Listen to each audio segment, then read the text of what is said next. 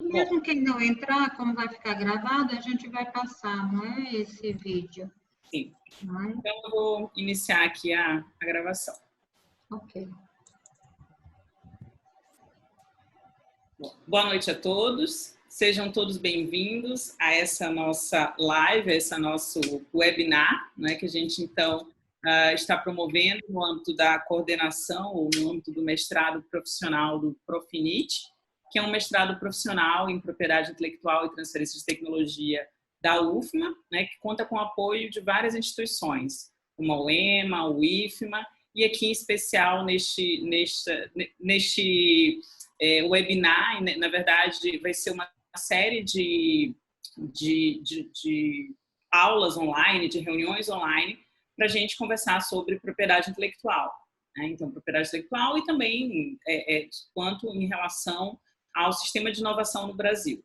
Né? E eu sou Heloísa, né, da UEMA, sou assessora da Agência de Inovação e Empreendedorismo da UEMA, faço parte do corpo de professores do Profinit, né, que é um mestrado profissional ligado ao Fortec, e é um mestrado profissional em rede, né, e todos nós somos professores, com exceção do Leandro, né, eu acho que o professor Daniel também não, né, mas ele faz parte do ecossistema de inovação aqui do Maranhão, mas eu, o professor Vasconcelos e a professora Glória fazemos parte do mestrado, e eu também estou aqui representando um dos apoiadores desse evento, que é o INASC, que é um instituto voltado para os temas de ciência, inovação, tecnologia, desenvolvimento e também do direito. Né? Eu sou do direito e a gente também acaba falando bastante coisa do jurídico. Né? Eu sou fluente em juridiquês, digamos assim, dentro da inovação. Né? E lógico que a nossa intenção aqui é sempre facilitar, é sempre fazer o melhor para que a gente aumente esse ecossistema, alimente esse ecossistema para que a gente tenha bons resultados no nosso estado, que tem aí uma capacidade empreendedora imensa e que a gente quer começar a ver, né, essa inovação, esse empreendedorismo nos nossos produtos e nos serviços do nosso estado. Então, sejam bem-vindos a essa série de eventos que nós vamos promover, que nós intitulamos As Proteções Intelectuais e a Inovação, e hoje, em especial, a gente vai falar sobre a importância da proteção da propriedade intelectual e da inovação. E nós temos aqui como convidados, então, a professora Glória Bandeira, que é a coordenadora deste mestrado profissional. Nós também temos aqui o professor Daniel Lima, que é o diretor da Agência de Inovação do IFMA, do Instituto Federal do Maranhão. Temos o professor Antônio Vasconcelos, que é também coordenador de propriedade intelectual da Agência de Inovação e Empreendedorismo da UEMA.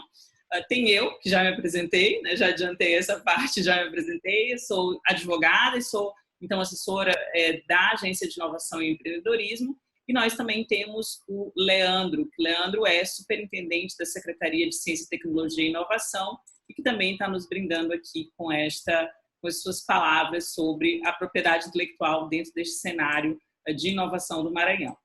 Bom, então, sem mais delongas, eu gostaria de agradecer imensamente a presença de todos, os que estão nos assistindo ao vivo, os que vão nos assistir depois nas gravações, e agradecer a todos os nossos convidados, né, todas as pessoas, então, que se dispuseram para estar aqui nessa sexta-feira à noite, né, para conversarmos sobre propriedade intelectual.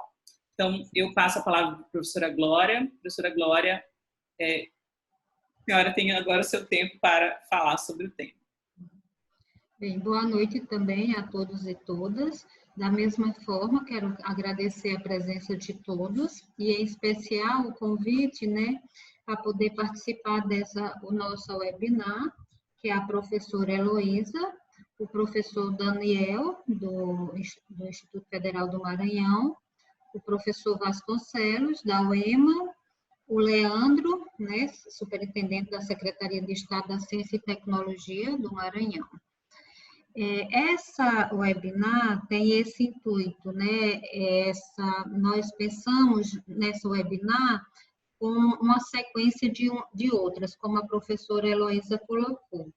O estado do Maranhão tem muitos empreendimentos, agora nós tivemos, né, um edital aberto, que foi o Centelha, apoiado pela Secretaria de Estado, Ciência e Tecnologia, E nele, né, tivemos mais de 400 propostas inscritas, depois o próprio Leandro vai confirmar né, esses dados, ou falar, né, o dado correto. Então, é uma oportunidade muito grande para esse público e para todos que se interessam pela propriedade intelectual em todo o país e em todo o mundo. O Profinit, né, eu quero começar falando um pouco sobre esse nosso mestrado. É um mestrado em rede, é um mestrado profissional, ele é um mestrado do Fortec, que é o Fórum Nacional de Gestores de Núcleo de Inovação Tecnológica, né, um fórum nacional. Ele está presente, o Profinit, né, que é o nosso mestrado profissional, ele está presente em 21 estados da federação e mais o Distrito Federal. E nós temos já no Profinit 33 instituições de ensino superior. Aqui no Maranhão, né, o nosso ponto focal é o UFMA, só que é uma parceria com o Instituto Federal do Maranhão e com a Universidade Estadual do Maranhão. Então, nós temos professores dessas instituições que fazem parte do nosso programa.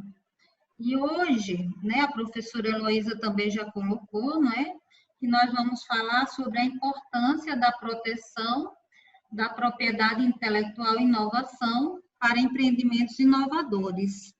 O professor Daniel e Vasconcelos irão detalhar essa propriedade intelectual, né, que está dividida em propriedade autoral e propriedade industrial. Aqui nós vamos nos deter à propriedade industrial. Eu, né, fiz assim um rascunho do que eu vou falar aqui para vocês, para a gente não perder essa sequência. Então, a propriedade intelectual, ela é o que alavanca o desenvolvimento econômico e social em muitos países, né? Na Europa, América do Norte, América do Sul, e aqui no Brasil, nós também estamos aguardando esse desenvolvimento. Por que eu digo aguardando?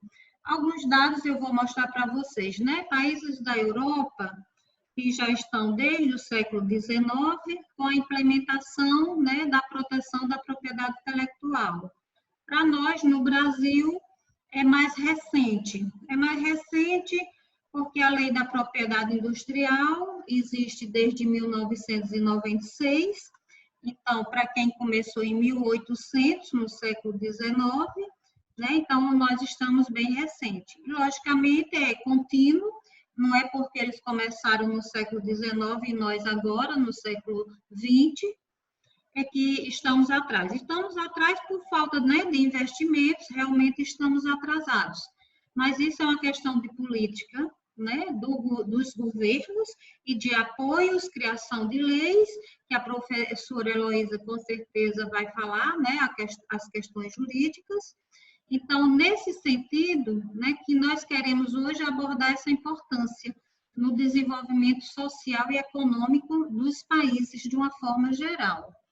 Então, nos Estados Unidos, após a Segunda Guerra Mundial, lá, né, no ano de 1947, aliás, antes da Segunda Guerra, se tinha em torno de 10% da propriedade protegida. Após a Segunda Guerra, que foi, né, já em 1947, 50 anos após o início, quando os Estados Unidos começam a fazer a sua proteção, o aumento dessa proteção intelectual já era em torno de 50%. E hoje em dia, os Estados Unidos é quem mais, né, é um dos países que mais faz a proteção da sua propriedade intelectual. Por quê?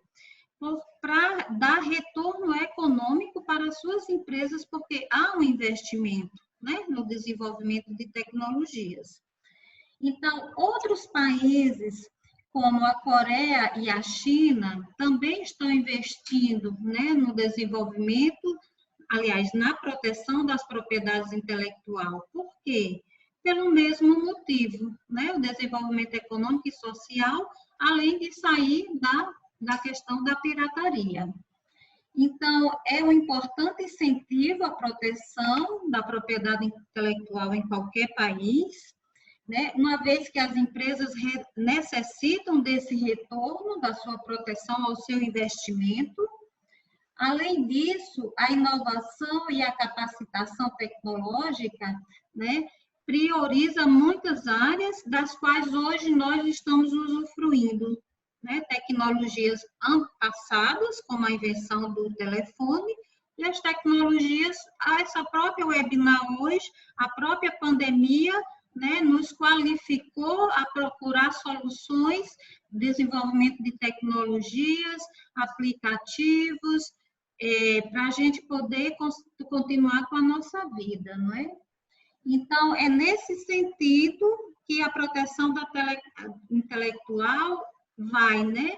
Onde a gente vai poder aplicar esse conhecimento?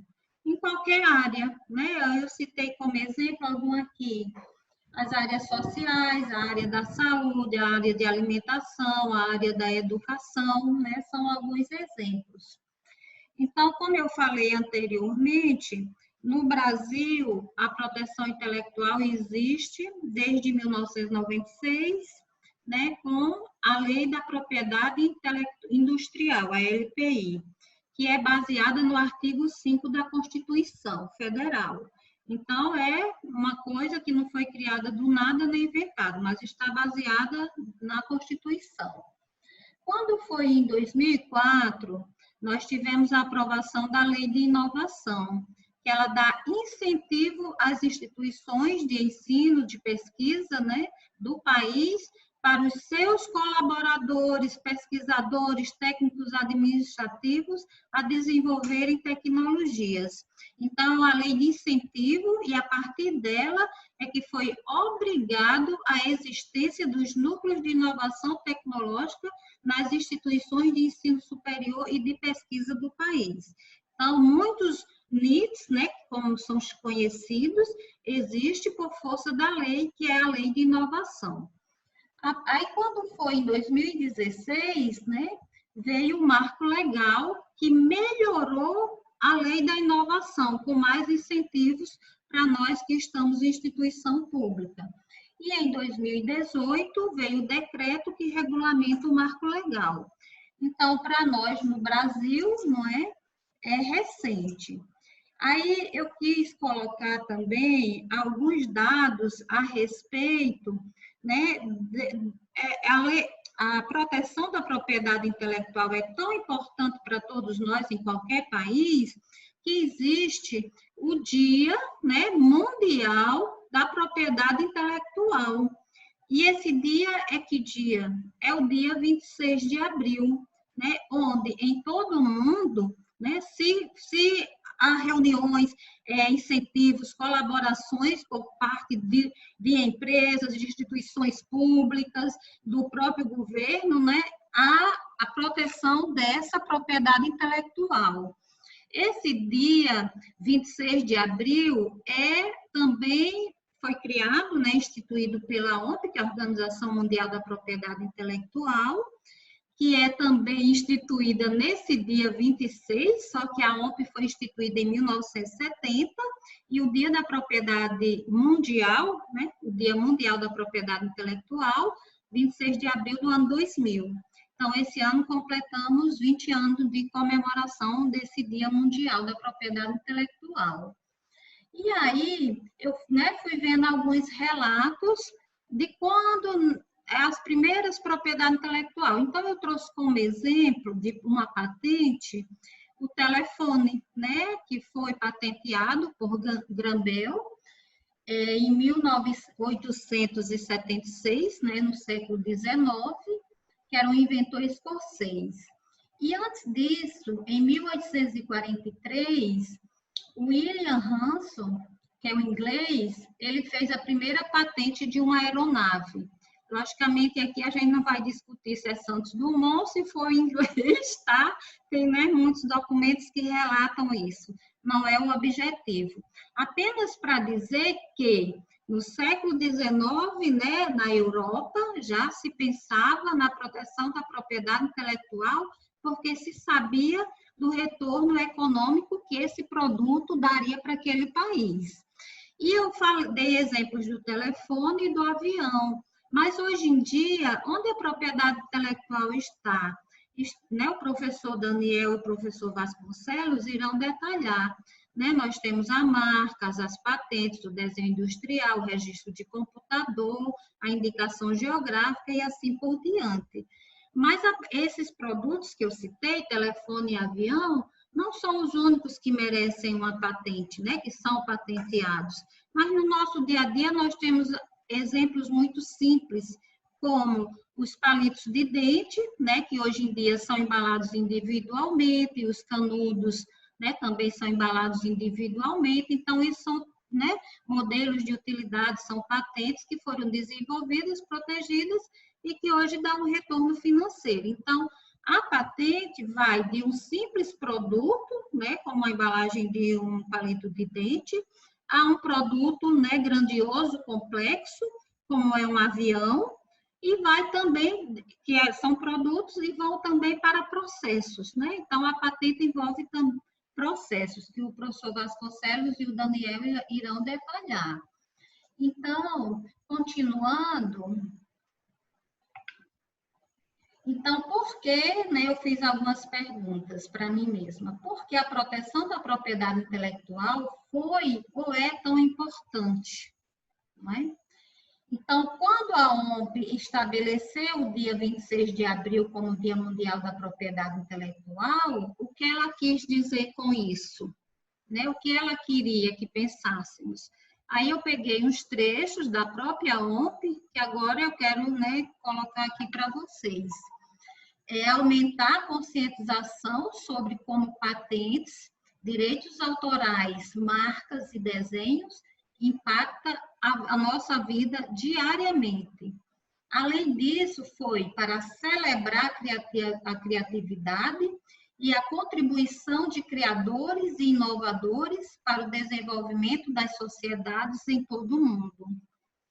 Então, por conta disso, né, é um dia que vai sensibilizar pessoas, organizações e governos do direito da propriedade intelectual como um vetor de desenvolvimento. Então, como sabemos, algumas inovações das quais usufruímos nos dias atuais, né, tais como celular, internet, computador, avião, etc., né, aplicativos, o modo de a gente pedir comida, as transações financeiras, né? Estamos numa pandemia e hoje o que a gente está fazendo? A gente está fazendo nossa transação financeira através de um aplicativo, né, na nossa casa, né, com o nosso celular.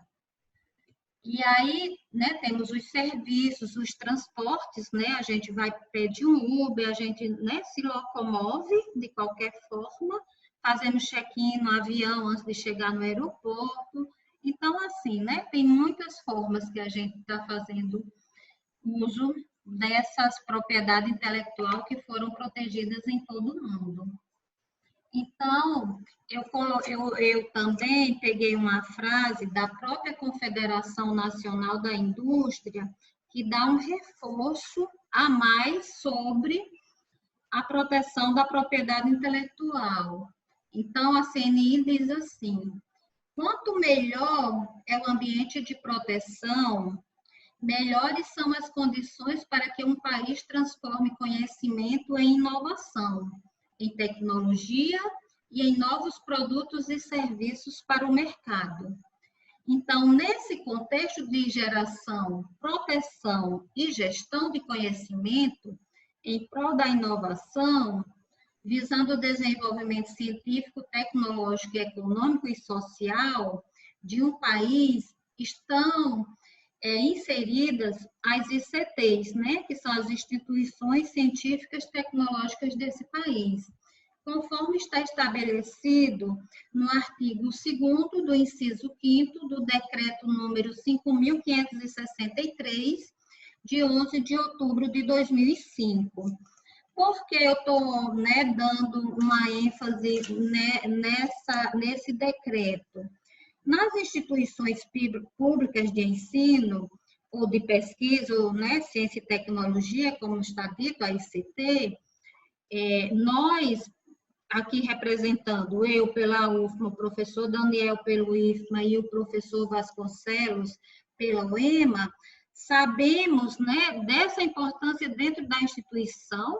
Apesar da Lei de Inovação ser de 2004, nós estamos em 2020, ela só existe há 16 anos, então ela é recente para nós. Nós fazemos essa divulgação dentro das nossas instituições, né? Através dos nossos NITs, realizando reuniões, seminários, né? Dando aulas, elaborando cartilhas, etc. Então, né, é preciso que as nossas instituições, né, instituições estejam cientes que elas estão amparadas por lei, né, que nós realmente devemos incentivar e fazer a proteção da nossa tecnologia. Aqui no Centelha, nós também sabemos que muitas das propostas, né, vêm de fato das instituições públicas, né, aqui do Maranhão e das privadas também. Então, a gente já deixa claro aqui, né, para os que fizeram a proposta nos seus projetos, que podem contar conosco, né, que tem o nosso apoio e que estamos dispostos a ajudar e colaborar no que for preciso. Então, continuando, não é? No entanto, eu fiz aqui algumas observações, né? A gente observa que a propriedade intelectual gerada nas ICTs, elas só se transformam em inovação quando, de fato, elas são disponibilizadas à sociedade, por meio de parcerias entre as ICTs e o setor empresarial. Então, mais uma vez, né, estou reforçando aqui para o Centelha, porque o Centelha vai ter essa parceria. E aí, eu quero lembrar também que, enquanto o seu produto é uma tecnologia, é uma invenção, ela não é uma inovação. Porque para ela ser uma inovação, ela precisa chegar ao mercado, o que nós chamamos de gerar fiscal, né? Então, tem que ir para o mercado, tem que ser vendido. Então, por enquanto, ela é uma invenção. Se ela não chegar, né, atingir a sociedade, se ela não, né, tiver um retorno econômico, ela ainda não é uma inovação. Portanto, continuando, é necessário a parceria entre as ICTs e as empresas para dinamizar esse processo de licenciamento e transferência de tecnologia, assim com a interação de pesquisas que devem ocorrer de forma conjunta entre ICT e empresa. Então, o Centelha está nos dando essa oportunidade. Então, eu citei aqui alguns exemplos de universidades que já se destacam no país por terem essa parceria com empresas, como é o caso da Universidade Federal de Minas Gerais, a Universidade Federal do Pernambuco, a Universidade Federal do Ceará, aqui no Nordeste, a Universidade Federal da Bahia, também no Nordeste, e lá no Sul, na região Sul, a Universidade Federal de Santa Catarina. Mas mais na frente eu vou colocar outras universidades também no Nordeste que estão se destacando na proteção da sua propriedade intelectual. Então, continuando, né, é muito importante que, aliás, não é isso, é que eu vi também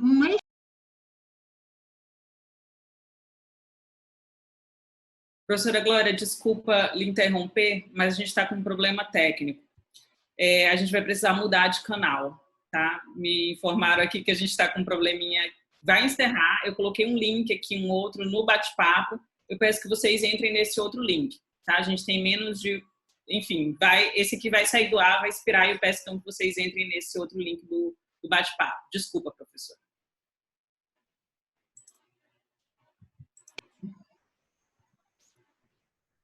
Então, eu vou encerrar essa reunião e a gente passa para outra sala, tá bem? Ok. Obrigada pela compreensão e desculpa. Eu acho que deu tempo, né? Todo mundo lá, né? Colar. Eu acho que sim, tá? Mas a gente passa para aquela outra, para o link que está no bate-papo, tá, professora? Que teve um probleminha aqui, acabei de ser avisada.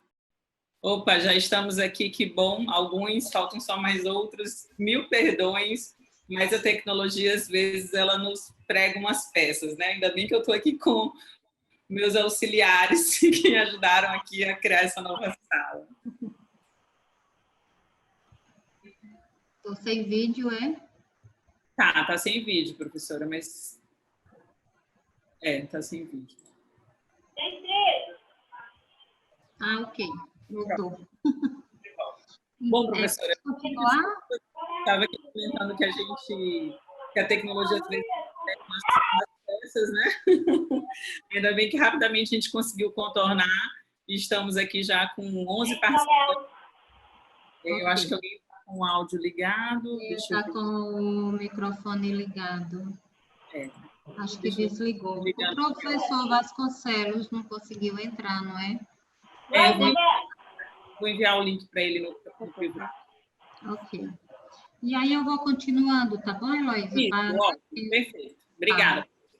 Então, continuando ainda, né, falando da importância da proteção intelectual, né, em qualquer país, com relação aos ganhos econômicos e sociais do país, eu vi um estudo da Associação Brasileira, né, da Propriedade Intelectual, da ABPI. Ela encomendou um estudo no ano de 2018 para o economista Antônio Márcio Buainani, da Unicamp. E lá ele pediu a evolução da propriedade intelectual aqui no Brasil e seu impacto na atividade econômica.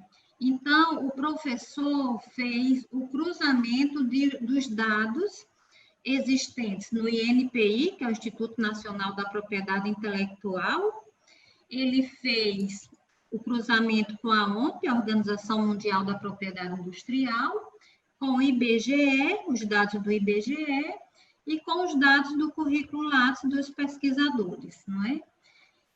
E o que foi constatado nesse estudo, né? Um estudo muito grande, logicamente, não vou falar aqui do estudo de uma forma inteira, mas apenas algumas partes que nos interessam.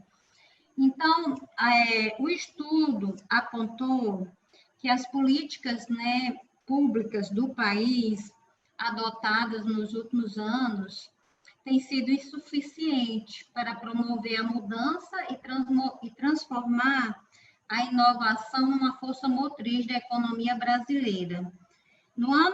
Como esse estudo foi encomendado em 2018, né, o levantamento até o ano de 2017. Então, em 2015, foi investido apenas 1,28% do PIB brasileiro, né, em políticas de incentivo à inovação no país, que é muito baixo em relação a países da América do Norte, da Europa e de países da Ásia, né? Apesar desse baixo investimento do PIB brasileiro, né, ele constatou nesse mesmo período um acréscimo no número de patentes não residentes, ou seja, né, daquelas pessoas que não moram no Brasil, mas que têm que depositar sua patente aqui por conta da comercialização, uma vez que a patente ela é territorial. Então, nesse estudo, 81,5% do total de patentes depositadas no Brasil foi de não residentes, né? O que revela a importância do mercado brasileiro pelas multinacionais. E em 2017, a China se destacou entre os 10 primeiros países que mais vieram depositar patentes no Brasil, isso no ano 2017. Mas quando o estudo fez o levantamento do ano de 2000 a 2017, né, 17 anos, a China vai figurar como a 11º, né, o 11º país que depositou patente aqui no Brasil. E nesse estudo, né, durante esse período, os Estados Unidos é o país que mais deposita patente no Brasil, seguido da Alemanha, Japão, França, Suíça. E nesse mesmo estudo e nesse mesmo período, com relação às empresas, o que foi constatado? Que as 50 empresas mais inovadoras do mundo, não consta nenhuma empresa brasileira dentre as 50 mais inovadoras no mundo. Porém, dessas 50 empresas mais inovadoras no mundo, 7 depositam patentes no nosso país, né? e elas têm filial no Brasil, mas elas não desenvolvem pesquisa e desenvolvimento, P&D, né, nas suas filiais, infelizmente, né? E aí, com esse dado, eu fui pegar mais informação. Quais são as 10, né, empresas brasileiras? Aí eu vi aquelas por questões financeiras e eu vi as 10 mais inovadoras relativo ao período da pesquisa, de acordo com a Forbes, né? Então, de acordo com a Forbes, em setembro de 2019, ela publicou, de acordo com questões financeiras, quais são as 10 empresas, né, com mais dinheiro no Brasil. A primeira é a própria Petrobras. Além disso, da Petrobras ter esse capital todo, é uma das empresas brasileiras que mais desenvolve também tecnologia no país, né? Então, em primeiro lugar é a Petrobras, aí vem o Itaú, o Bradesco, que são bancos, né? Veio a Vale, aí de novo o Banco do Brasil, quinto, outro banco. Em sexto é a Eletrobras. Em sétimo, a JBS, que é uma empresa de alimentos. A oitava é a Itaúsa, que é do Banco Itaú. A 9 é a Braskem. E a 10 é a Oi. Já para empresas inovadoras no Brasil, no período correspondente a 2017, também uma pesquisa feita pela Forbes, né, que ela publicou em 2018, então nós temos, em primeiro lugar, em inovação agora, não é? É a Mil, aí vem a Cielo, a Coima, a Inovabra, a PepsiCo, antes da RAP tem a Raizen, aí a RAP, em oitavo a Vivo, a Vetex a nona e a Ielos é a 10ª empresa inovadora, lá em 2017.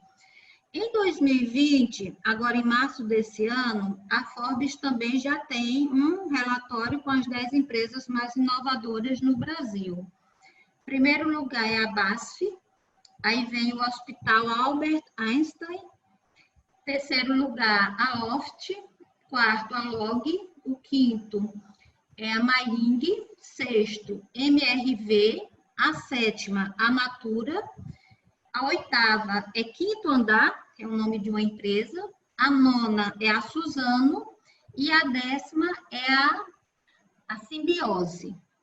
Então, assim, a gente percebe que mesmo as empresas brasileiras inovadoras, né, elas não estão entre aquelas 50 mais inovadoras do mundo, né?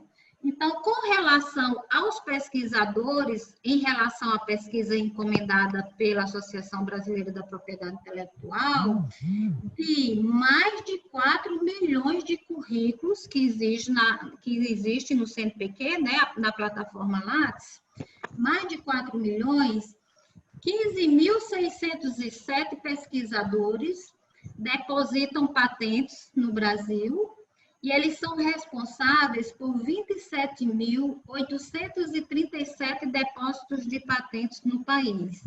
Destes 27.837, 10.552 patentes foram concedidas nesse período.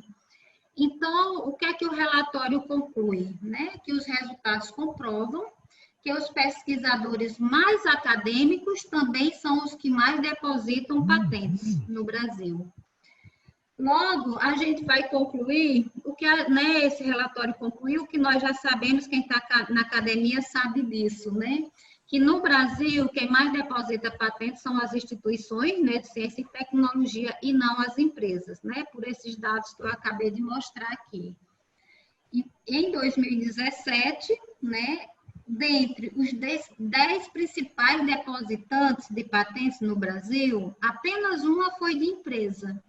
O restante, no topo da lista, foi a Unicamp, né, a Universidade Estadual de Campinas, no estado de São Paulo, com 77 depósitos, seguida pela Universidade Federal de Campina Grande, a Universidade Federal de Minas Gerais, a Universidade Federal da Paraíba e a própria USP, né, que é a Universidade do Estado de São Paulo. Esses dados são referentes ao ano 2017. Aí eu quero dar o dado da UFMA, né? No ano de 2017, nós tivemos 24 patentes depositadas naquele ano. Então, é nesse sentido, né, finalizando agora, viu, professora Heloísa, né, a importância da proteção da propriedade intelectual para o crescimento socioeconômico de qualquer país. E lembrando que não é apenas a patente, né? Nós temos as marcas, indicação geográfica, inclusive, falando agora da indicação geográfica, né, eu quero lembrar que a indicação geográfica desenvolve a economia, né, daquela cidade ou região onde ela se encontra. Então, nós temos exemplo da cachaça de Paraty, né, lá na Paraíba nós temos o algodão colorido, né, da Paraíba, nós temos os vinhos, né, no Rio Grande do Sul. Aqui no Maranhão nós não temos nenhuma indicação geográfica, mas temos possibilidades, como abacaxi turiaçu, doce de espécie de alcântara, o mel, né, de abelha. Então, assim, nós temos possibilidades, tá? Então, muito obrigada a todas e fico aqui também no chat com a professora Heloísa. Obrigada, professora Glória. Obrigada aí pelo seu panorama sobre a importância dessa proteção, né? E eu imediatamente passo então a palavra para o professor Daniel, para que ele então faça as suas considerações. Boa noite, professor. Boa noite. Estão me ouvindo bem? Daniel, o seu áudio está baixinho.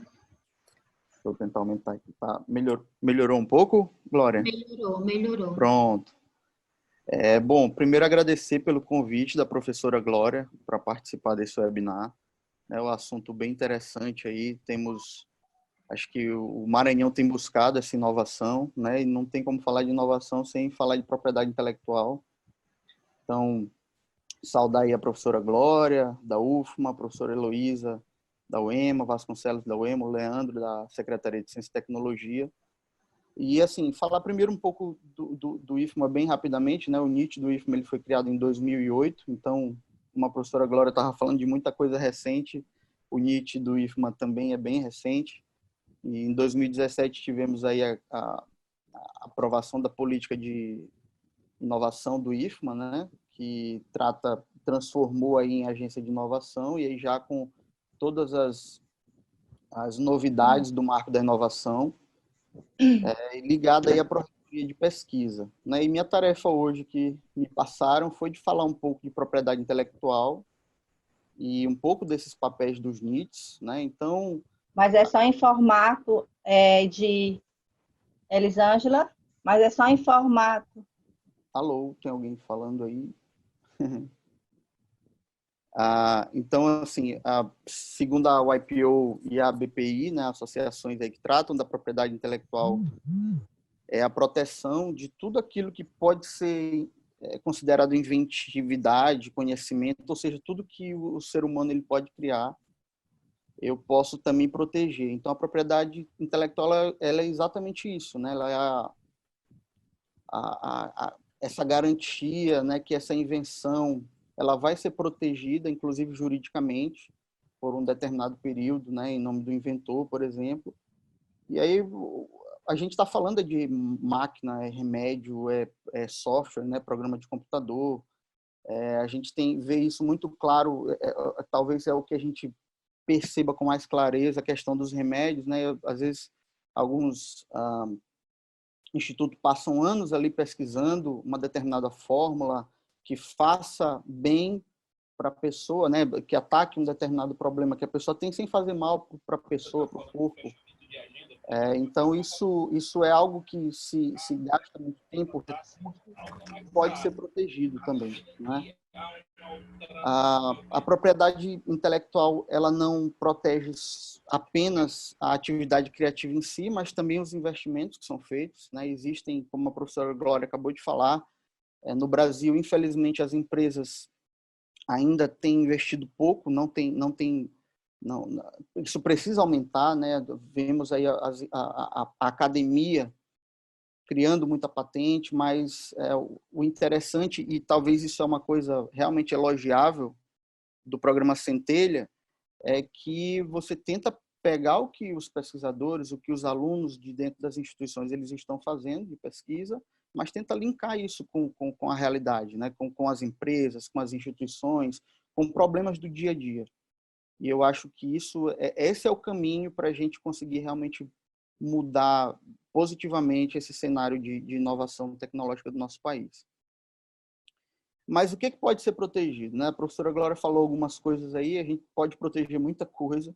Em geral, a gente distribui aí em propriedade industrial, né, que se refere às marcas, patentes, desenhos industriais, indicações geográficas. Um outro ramo é a questão do direito autoral, né, que temos aí os livros, músicas, filmes, e temos proteção originais ali, peculiares sui generis, né, como os cultívares, que pode proteger uma determinada forma de uma planta cultivada, por exemplo. Então, em geral, a propriedade intelectual ela é dividida dessa forma, tá? E eu vou tentar cumprir aí o tempo que me colocaram, mas dentro desse tempo, dessas categorias, os NITs eles têm um papel muito importante, né? A lei de inovação aí de 2004, ela coloca ela estimula essa criação dos núcleos dos NITs, para que a gente pudesse de alguma forma ajudar, gerenciar as próprias políticas de inovação. Eu falei no início, a política de inovação do IFMA, ela foi trabalhada no âmbito da Pró-Reitoria de Pesquisa, mas dentro do NIT, né? Dentro agora da Agência de Inovação. Então, a ideia é que você consiga gerar essas políticas de inovação e empreendedorismo, né? Trabalhar esse conhecimento e uso, tentar fazer com que essas tecnologias, essa inovação que a universidade gera, no caso, como eu sou do IFMA, no âmbito do IFMA, fazer com que essas inovações que os nossos pesquisadores, os alunos, eles gerem, ela consiga, de alguma forma, alcançar, né, um problema real, o mercado, por exemplo.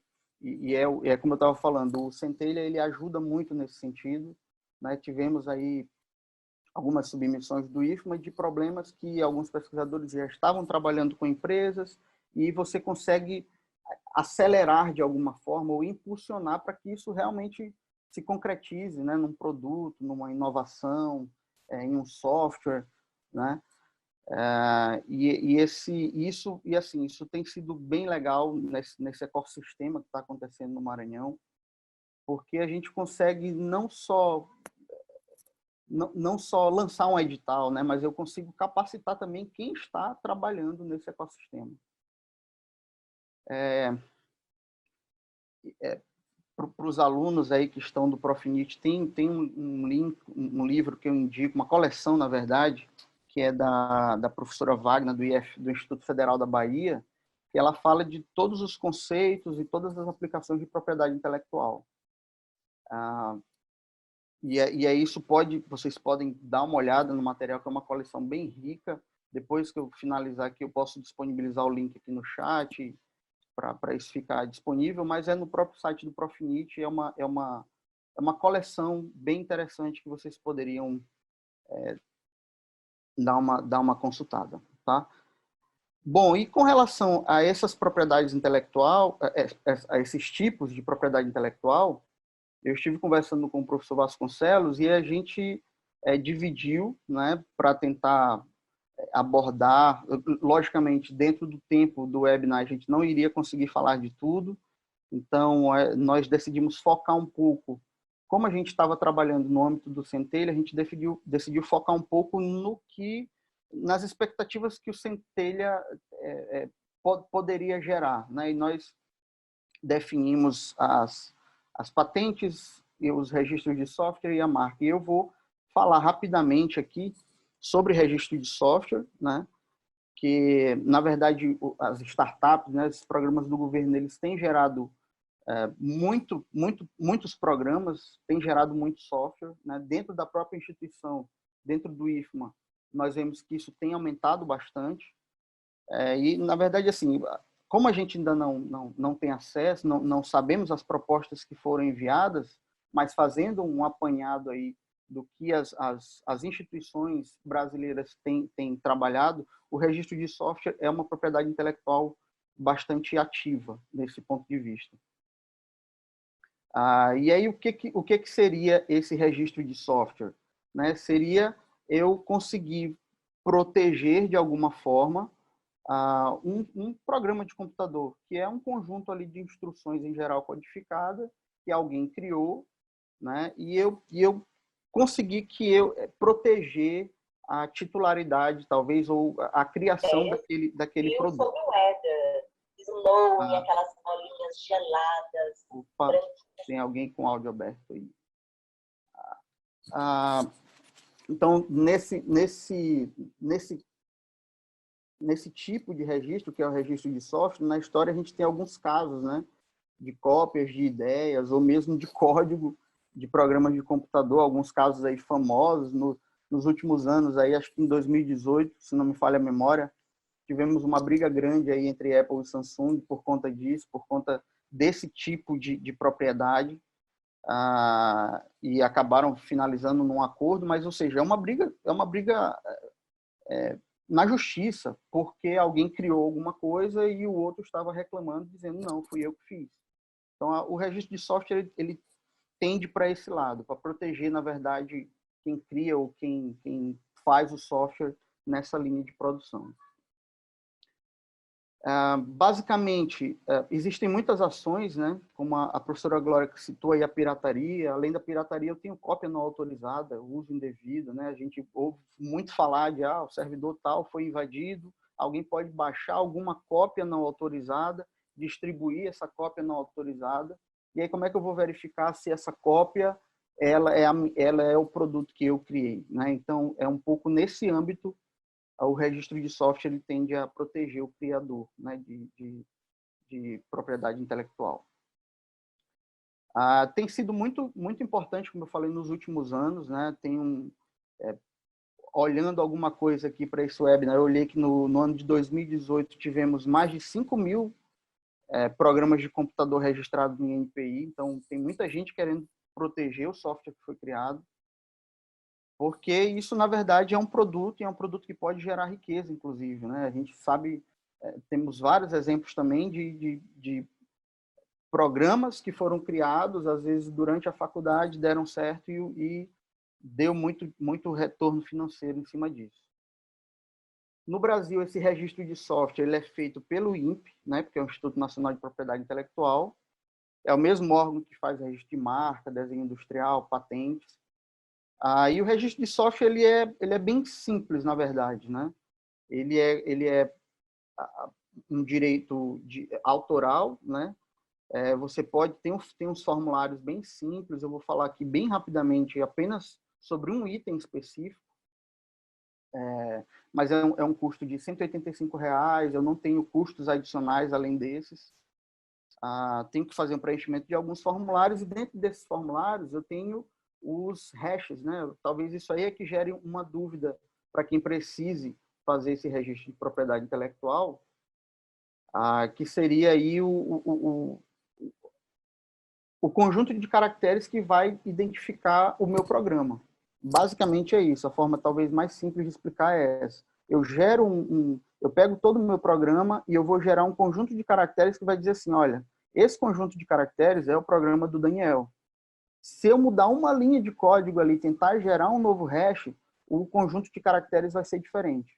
Então, existem alguns algoritmos para a geração desse hash, que aí não cabe aqui a gente citar isso, mas o que interessa é que o produto final, eu vou gerar um conjunto de caracteres que vai identificar aquele programa que eu submeti no ato do registro do meu programa de computador.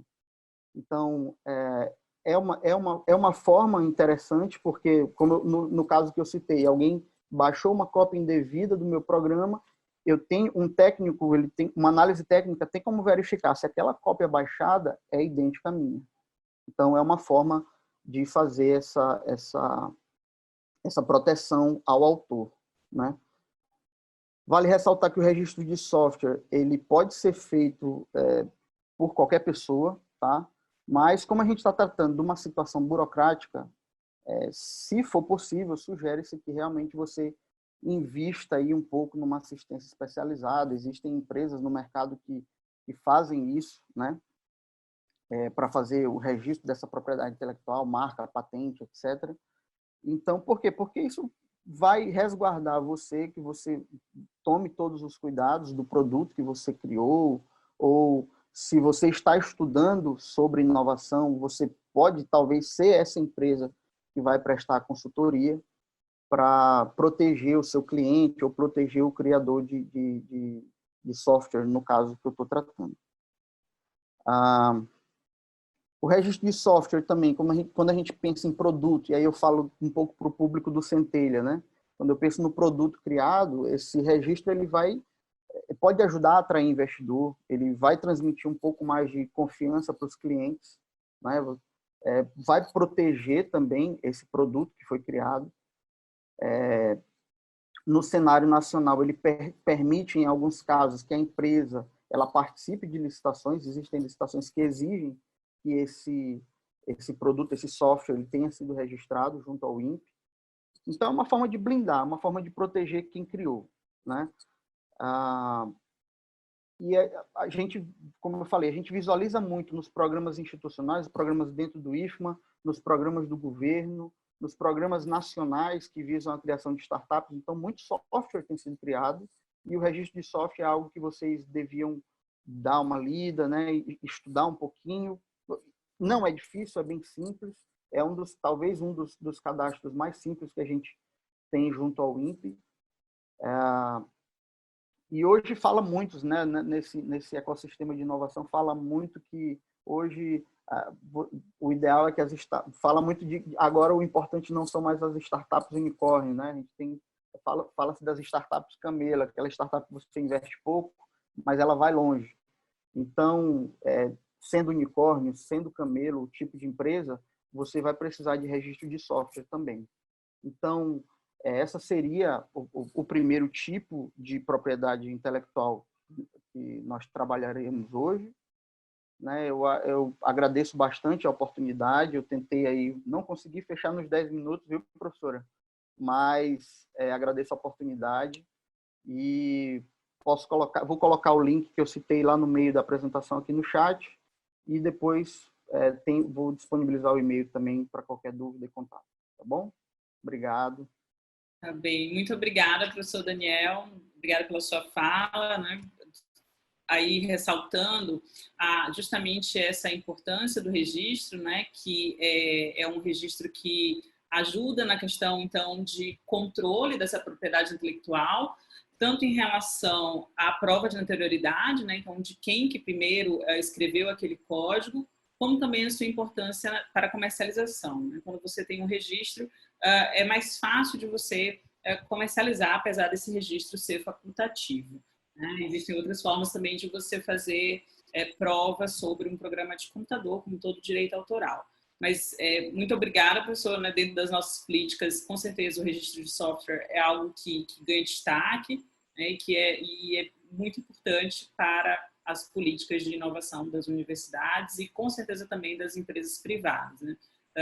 Todos nós, hoje, precisamos de uma política de tecnologia, de internet, de dados e de propriedade intelectual, seja uma empresa privada ou seja uma empresa pública, né?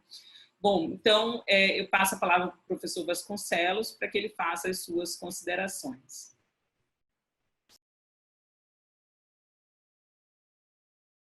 Olá, boa noite a todos, a todas. Estão me ouvindo bem? Tá. Desculpem aí, eu tô com um problema aqui de conexão e de vídeo, mas graças a Deus estabilizou aqui a parte de áudio, tá? Aí a gente vai estar se comunicando assim, tá? Eu não posso deixar de agradecer pelo convite, né? E parabenizar pela iniciativa. Eu acho que é um momento único as instituições estarem coesas, trabalhando, contribuindo para soluções efetivas que está envolvendo tanto o setor governamental, as empresas e as instituições, as ICTs. a famosa tripla hélice, né? Então, era uma coisa, isso não é simples conquistar esse tipo de situação. Então, eu parabenizo aí principalmente o Leandro, que tem articulado junto à SECT essas possibilidades, essa iniciativa também do Profnit pela professora Glória e também a professora Heloísa, como articula tudo isso, colocando os aspectos jurídicos, fazendo as conexões com o mercado. Então, assim, muito... Assim, a gente anda trilhando na área de inovação já há um certo tempo e a gente não tinha encontrado espaços tão favoráveis para que ocorresse essa comunicação realmente entre mercado, universidades e as próprias políticas governamentais. Então, é um momento único. É interessante lembrar que o Centelha, a partir do Centelha, não só a questão do fomento, mas a questão da capacitação, da formação de competências para atuação tecnológica. Isso aí é uma coisa super interessante. Você tem ganhos múltiplos e contínuos para vários atores dentro do nosso ecossistema de inovação. Eu fui muito bem contemplado, fiquei numa posição confortável a partir já das explanações que vocês fizeram, e o que eu gostaria de chamar mais atenção é exatamente para como os NITs vão poder...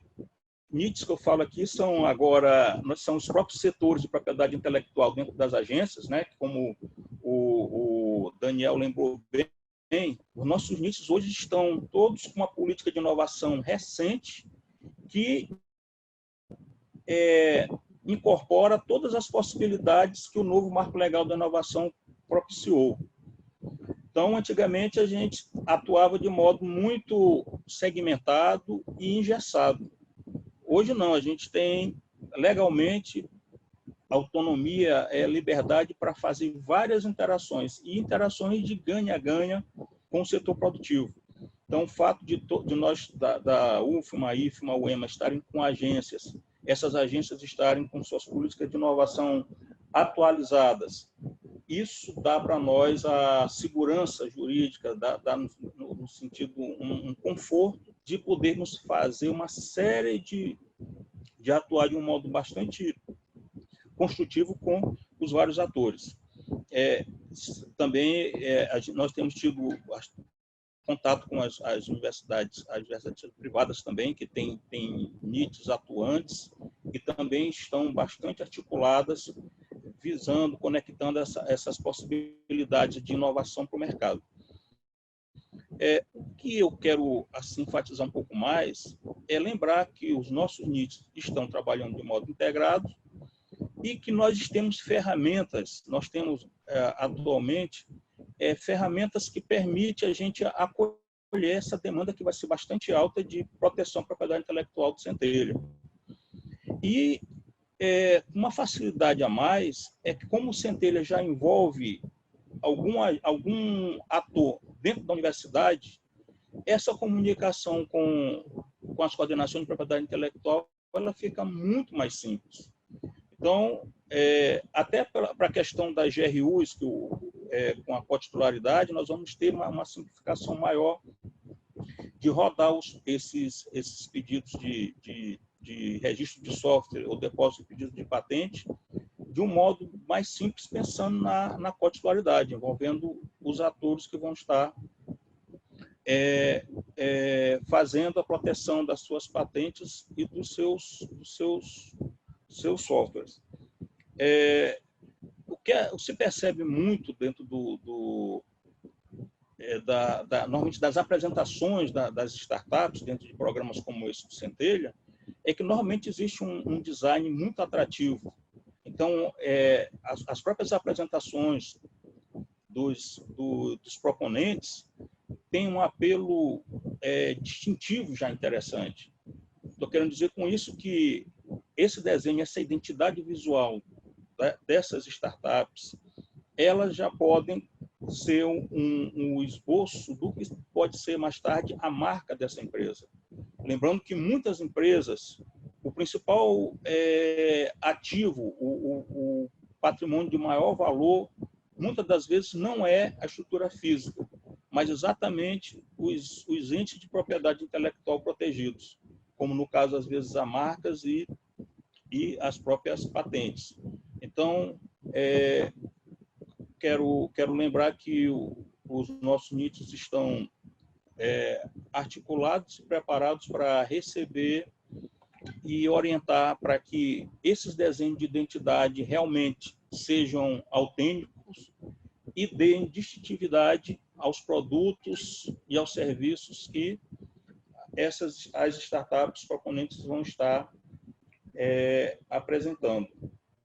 Tá? A gente vai trabalhar muito, como a professora Heloísa falou, esse webinar, ele coloca, ele situa, abre esse espaço para falarmos sobre a proteção à propriedade intelectual. Nos outros momentos, nós vamos estar trabalhando, operando como é que isso ocorre de um modo mais prático.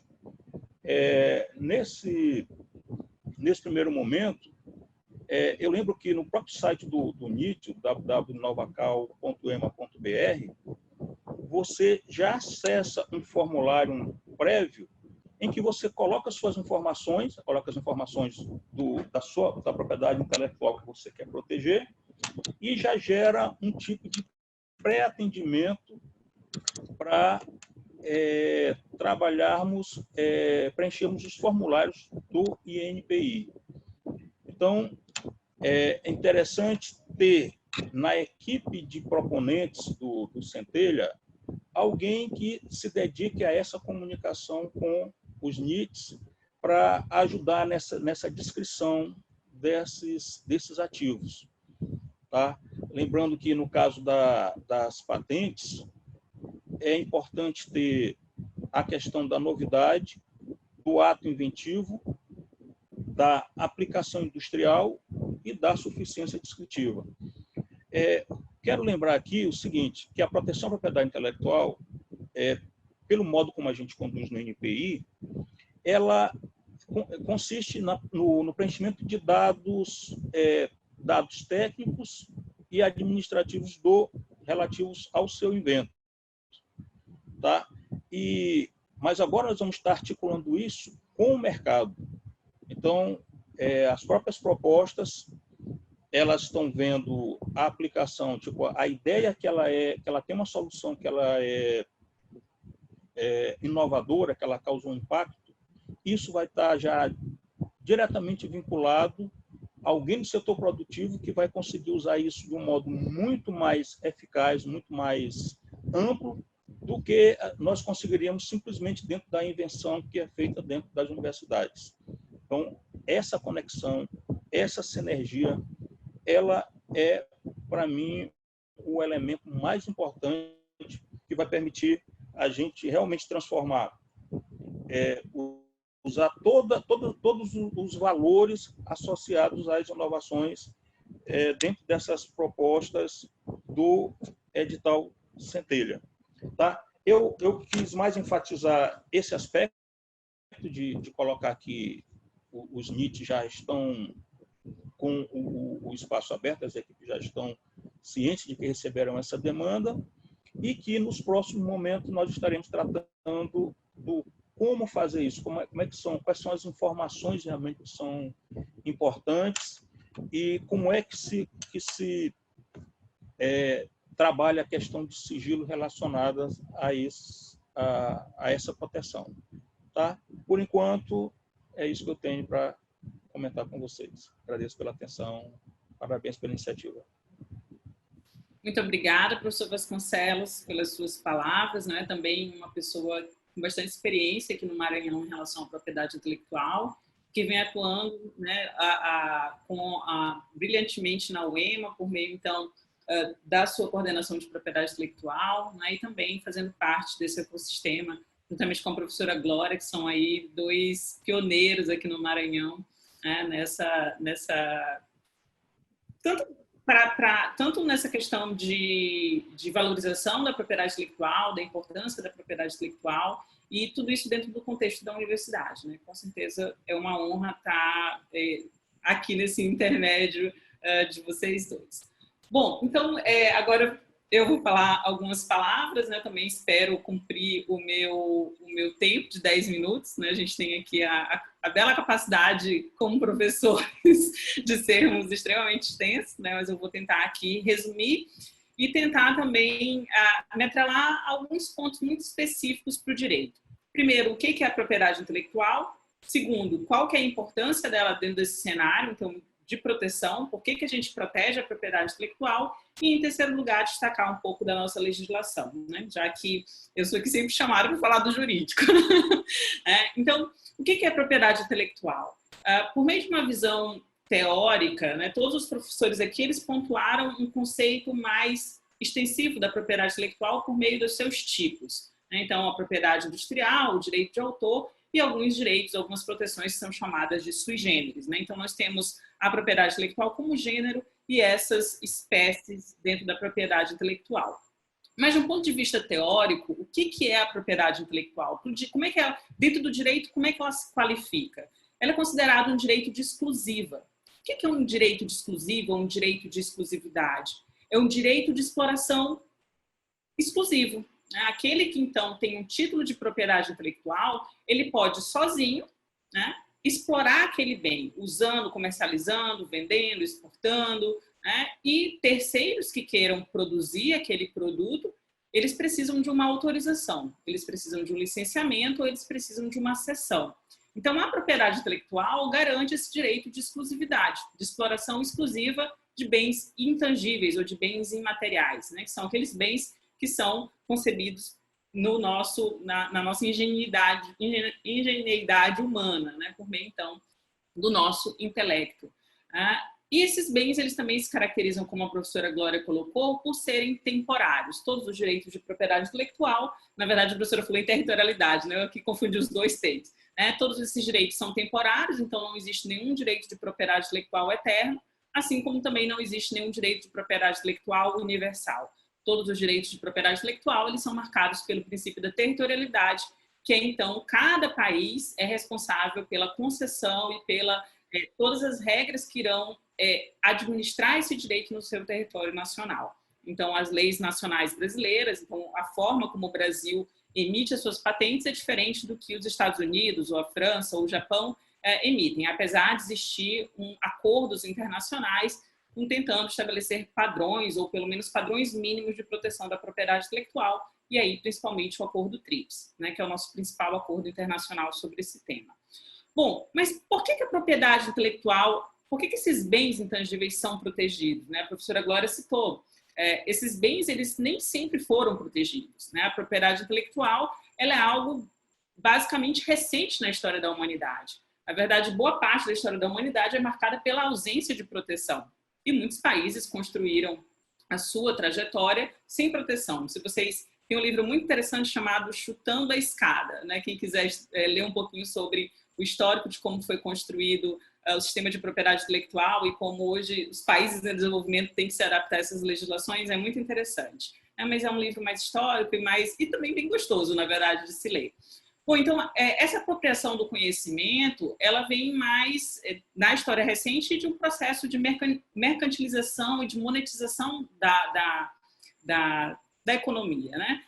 E ela é baseada, primeiramente, numa teoria do trabalho, né? Lá em John Locke, onde, então, se busca retribuir ao inventor de algo novo, inventivo, né? E dentro dos padrões que o professor Vasconcelos falou, novo, inventivo, que tem aplicabilidade industrial, que ele tenha, então, um retorno do seu trabalho. Um retorno, seja do seu investimento financeiro, do seu investimento de tempo, e de todos os esforços que aquela pessoa, ou que aquele grupo de pessoas empreendeu para que algo saísse de diferente do que já existe. A propriedade intelectual, ela tem como marca proteger o que é distintivo, o que não existe, o que ainda não existe, o que se difere de outros dentro do mercado. E por que se protege? Bom, porque o bem imaterial, o bem intangível, ele economicamente falando, os economistas dizem que ele é um bem público ou que ele é um ubíquo. Ou seja, em termos econômicos, eles são bens não rivais e não exclusivos. O que significa isso? Que o uso que eu faço desse bem, o uso que um indivíduo faz por desse bem, não reduz a quantidade desse bem. Assim como também a sua utilidade média não impede a sua utilidade, desculpa, o uso por alguém não impede que 2 ou mais pessoas utilizem ao mesmo tempo. Então, uma ideia que eu tenho, a professora Glória pode utilizar essa ideia ao mesmo tempo. E isso não diminui aquele bem e nem impossibilita, por exemplo, o professor Daniel utilizar. Isso é muito diferente dos bens materiais, né? Se eu tenho essa caneta, ela é minha, eu seguro ela e pronto, isso é suficiente para eu proteger. Já uma ideia, não. Uma ideia é algo passível de que outras pessoas utilizem ao mesmo tempo.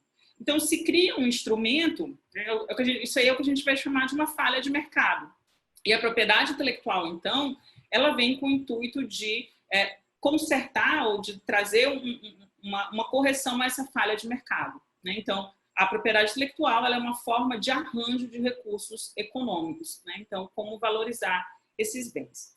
Mas a propriedade intelectual, pelo menos aí é a concepção a qual eu sigo, para além dessa teoria do trabalho, para além da valorização do investimento, né, e além do direito de paternidade, que as pessoas que inventam algo ou que criam algo têm direito, ou cultivam, né, nas cultivares, têm direito a essa proteção, também existe, e aí na legislação de todos os países, inclusive no nosso artigo 5º da Constituição Federal, vai colocar que o objetivo último da propriedade intelectual, na verdade, somos nós, sociedade, né? É o bem-estar social. O que se busca é a maximização do bem-estar social. É que nós, então, encontremos no mercado, né, a concorrência de bens para que nós tenhamos, então, mais diversificação nesse ambiente. Na verdade, a propriedade intelectual ela é vista muitas das vezes como uma barganha. O Estado ele outorga um direito de titularidade, de exclusividade para alguém, para que eu tenha acesso a como funciona aquela patente, né? Então, quando a gente deposita lá uma patente, né, professora Glória e professor Vasconcelos, a patente depois ela vai ser, a gente faz o pedido e depois ela vai ser publicada. E quando ela é publicada, então, lá diante do critério de suficiência descritiva, a gente sabe como aquilo funciona. E um técnico no assunto, ele vai ser possível para ele reproduzir aquela propriedade intelectual. E ele, a partir desse conhecimento prévio, que é o que a gente vai chamar então de prospecção tecnológica, ele vai poder construir em cima disso e trazer novos conhecimentos, fomentando então a concorrência. A alternativa a isso seria o sigilo, né? O sigilo comercial, o sigilo industrial, na verdade, né? E isso não é muito bom para nós crescermos, para nós evoluirmos como indústria, né? Então, a propriedade intelectual ela tem esse papel fundamental na nossa sociedade, né? Então, de valorizar o investimento, de valorizar o autor e também, como efeito, trazer essa concorrência para a sociedade, maximizando o bem-estar social. E isso é quem vai dizer para a gente a teoria utilitarista, né? Também uma teoria econômica. Então, a propriedade intelectual ela tem essas duas vertentes. Tanto que eu estudo muito a propriedade intelectual pelo viés concorrencial, né?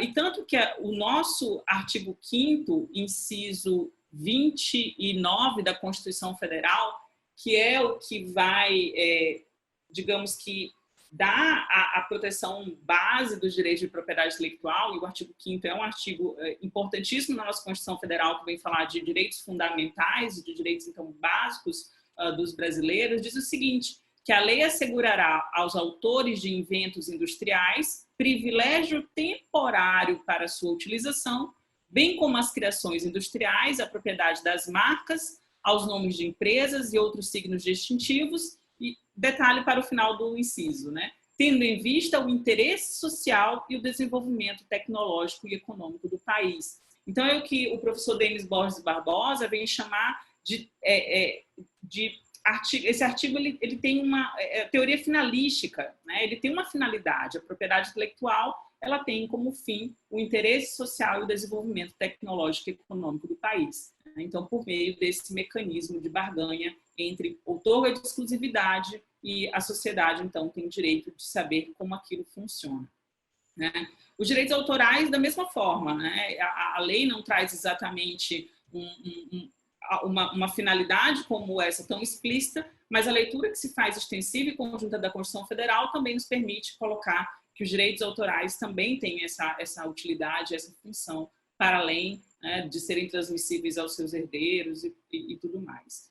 Né? Então, esse o destaque que eu queria fazer. Eu acho que em tempos de Covid-19, a propriedade intelectual, não só a universidade está sendo chamada para, dentro da sua perspectiva de contribuir com a ciência, de construir soluções, a gente fazer pesquisa, mas também se discute muito a proteção intelectual nesse âmbito, né?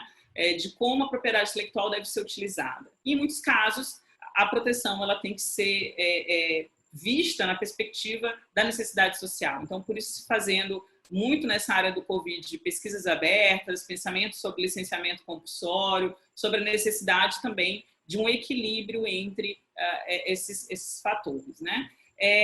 Bom, e dentro da legislação, a professora Glória já falou que nós temos, então, uma lei especial para que é a Lei de Propriedade Industrial, que é a Lei 9.279, de 1996, que segue a risco o Acordo TRIPS e que veio revogando o Código de Propriedade Industrial que existia anteriormente.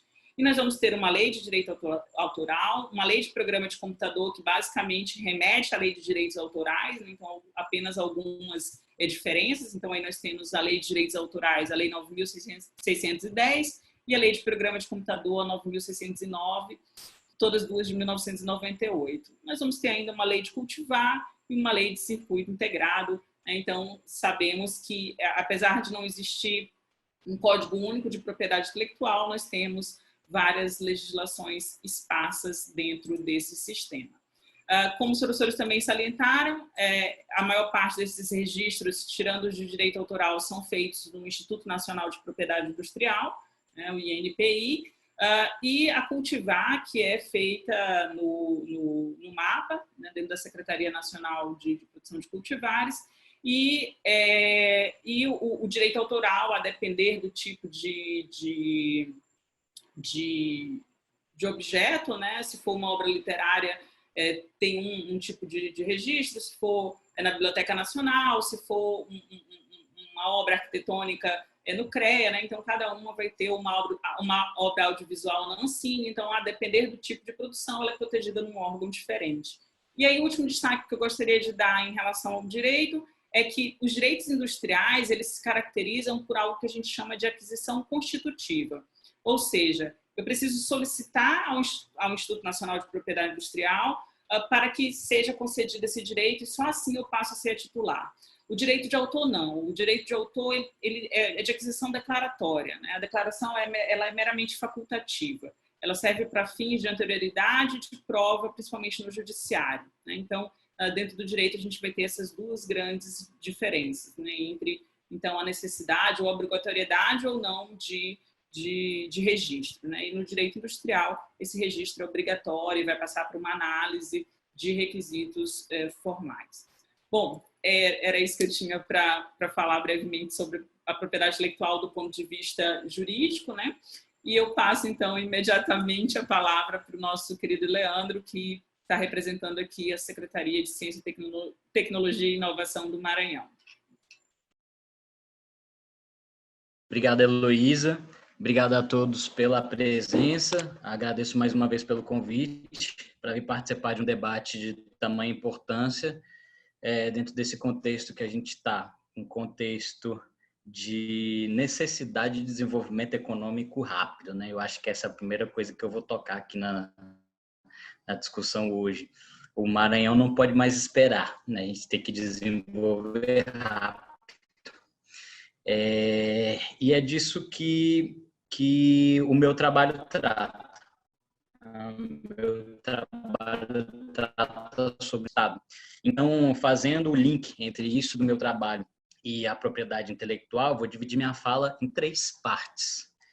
A primeira parte, ela diz respeito à importância da propriedade intelectual e do desenvolvimento econômico. Isso já foi falado aqui bastante. Eu vou tentar ocupar as lacunas das falas que foram bem feitas aqui por vocês.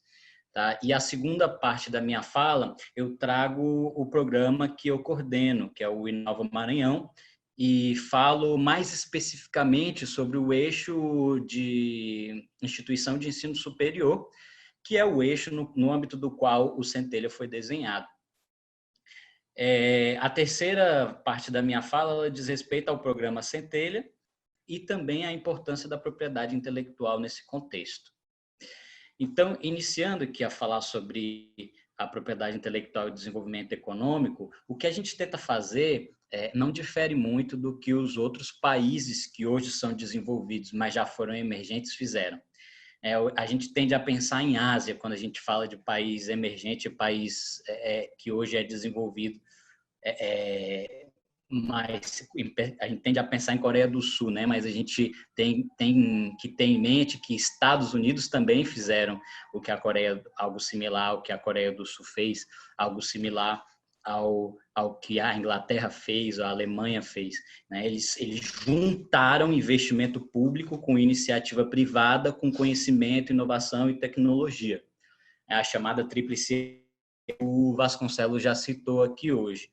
Então, esse conjunto, essa receita, ela já foi seguida por outros países. O que a gente está tentando fazer aqui, no âmbito da nossa função, que é servir de agente de fomento à inovação dentro do ecossistema maranhense, é se espelhar em experiências de outros lugares, obviamente guardadas as proporções e sabendo das nossas particularidades, que é muito importante, não só trazer um modelo de fora e aplicar aqui sem levar em consideração nossas particularidades.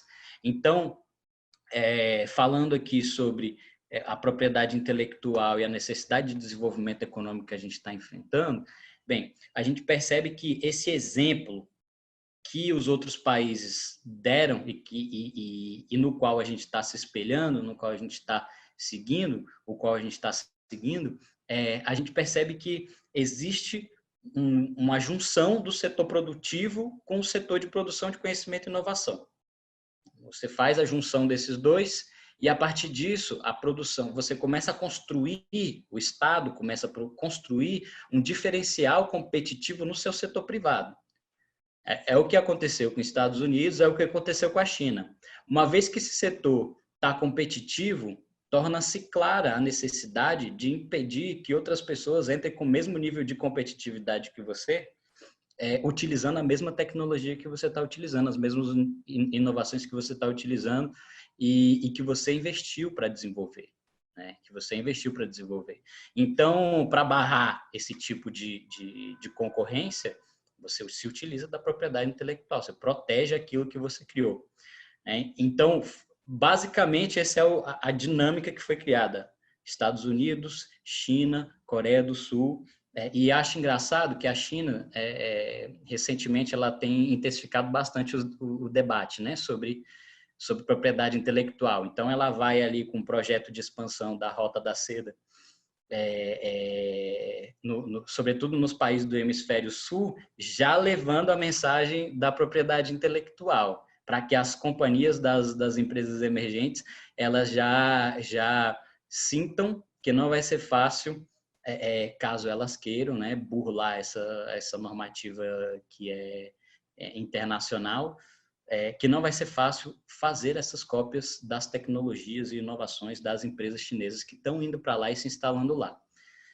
É uma dinâmica que a própria China seguiu, né? Mas é interessante barrar em que aconteça em outros lugares.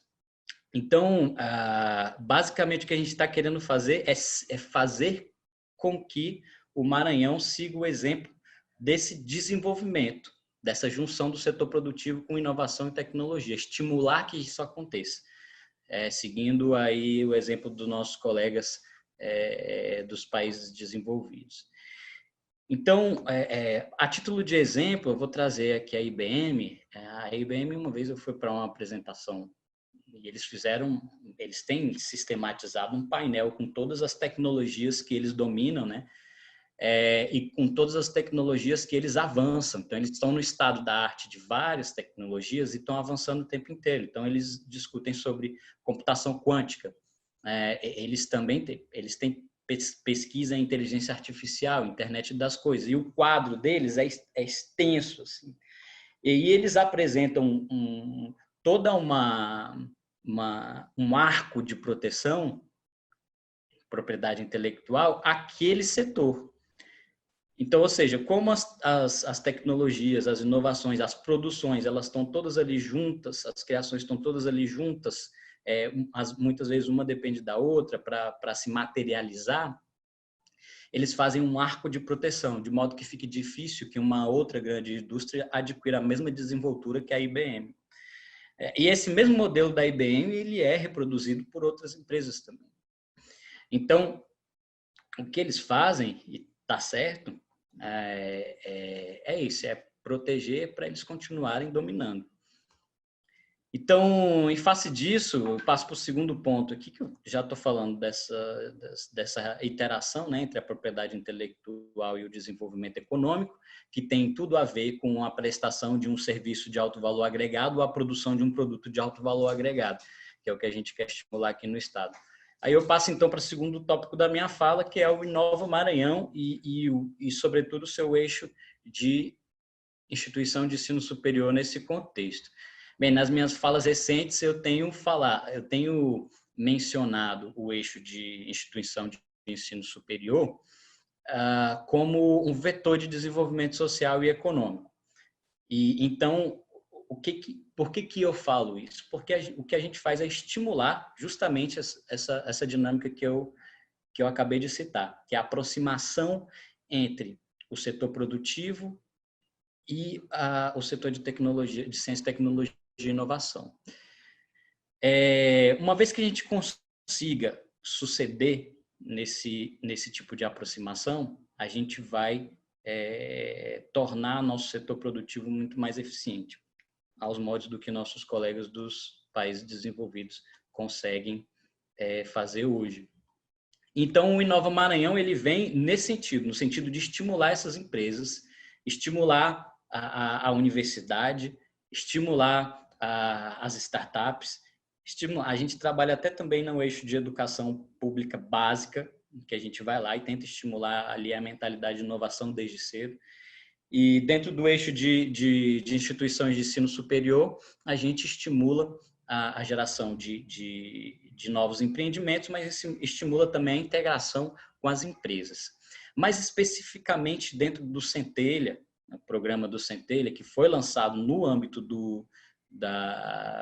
desse eixo de instituição de ensino superior, e aí eu já estou entrando no terceiro ponto, a gente visa gerar novos empreendimentos a partir dos conhecimentos que existem dentro das instituições de ensino superior.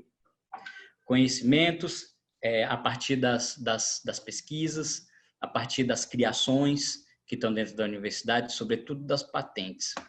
E aí a gente começa a trazer aqui um debate que faz muito sentido, que é, se a gente vai gerar um empreendimento ou um negócio a partir de uma inovação, de conhecimento dentro da universidade, de uma patente, de uma pesquisa, a gente precisa proteger da mesma maneira que os nossos colegas estão fazendo.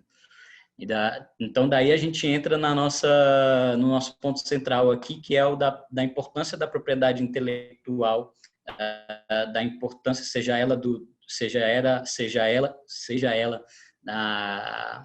a propriedade industrial, seja ela direito autoral, seja ela proteção sui generis.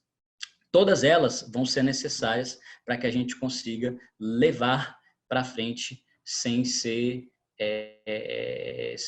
sofrer com a concorrência em cima do nosso próprio inovação, né? Do nosso próprio investimento que a gente fez para desenvolver essa inovação, essa criação, essa pesquisa. Então, bem, com essa iniciativa do Centelha, a gente fez aqui um planejamento em que a gente provê tanto assessoria técnica para as equipes que estão se engajando, quanto um estímulo financeiro de R$63 mil. Dentro da assessoria técnica, a gente tem assessoria de mercado, jurídica e contábil também. A jurídica, dentro da jurídica, está a propriedade intelectual, inclusive. E temos aqui grandes representantes da propriedade intelectual no Estado que também fazem parte da nossa equipe de embaixadores do Centelha, que vão acompanhar as equipes ao longo do processo, né, que vão ter um papel muito importante com relação a salvaguardar o coração do empreendimento inovador, né, que é a inovação, que é a pesquisa ou a criação da qual a gente está criando. Bem, e não importa se a gente vai conseguir gerar um empreendimento ou não vai. Se a gente não for gerar um empreendimento, a gente pode tratar de uma transferência tecnológica ou de uma cessão ou enfim, todas as modalidades, seja ela gerando um novo empreendimento ou não, a propriedade intelectual, ela é importante que ela exista, até para fins de valoração da inovação tecnológica. A gente vai passar por um momento em que, numa eventual transferência de tecnologia, é necessário que existam pré-requisitos de clareza a respeito da tecnologia que foi desenvolvida. Então, no âmbito dessa clareza da tecnologia que foi desenvolvida, é que se fazem os cálculos para valorar o quanto que ela vale, seja ela pertencente a uma empresa ou seja ela oriunda de co-desenvolvimento entre a universidade e a empresa. Então, basicamente, para fechar a mensagem, passei aqui um pouquinho do tempo, tentei me enquadrar aqui nos 10, mas superei igual aos demais o tempo aqui de fala. Mas a importância da propriedade intelectual dentro desse âmbito aí do desenvolvimento econômico que a gente espera é clara, é muito clara, e ela serve não só para proteger o nosso negócio, né, o negócio que está sendo gerado, como também para facilitar as transações com aquela tecnologia, com aquela inovação da qual a gente está tratando, que é o coração da empresa que está sendo gerada. E com isso eu encerro aqui minha fala. Mais uma vez agradeço a todos, parabenizo aí pela iniciativa. Difundir informação é sempre muito importante, ainda mais se tratando dessa daqui. Boa noite. Boa noite, Leandro. Muito obrigada. Eu já tive a oportunidade também de conversar com o Leandro várias vezes sobre esse tema, né, Leandro? E acho que dentro do Centelha fica muito claro para a gente que a gente tem as soluções, né? O que a gente vai buscar dentro desse programa, onde eu também sou embaixadora, é que seja licenciando, seja criando, seja compartilhando, né? O que interessa é justamente a gente colocar o que a professora Glória colocou lá no comecinho, né? A inovação é quando a gente faz o uso social dessa tecnologia. É quando a gente coloca ela na rua e ela começa a dar resultado para nós como sociedade. E é isso que a gente com certeza espera do Centelha e é isso também com certeza que a gente espera alimentando esse ecossistema, tendo o mestrado profissional agora do Profinit, que é o realizador desse evento, né, do qual então a gente tem muito orgulho, né, de estar promovendo também. E eu gostaria então de abrir para perguntas. Alguém gostaria de fazer alguma pergunta pontual? Porque aqui a gente já está quase 2 horas de evento, né? A gente é bom de falar.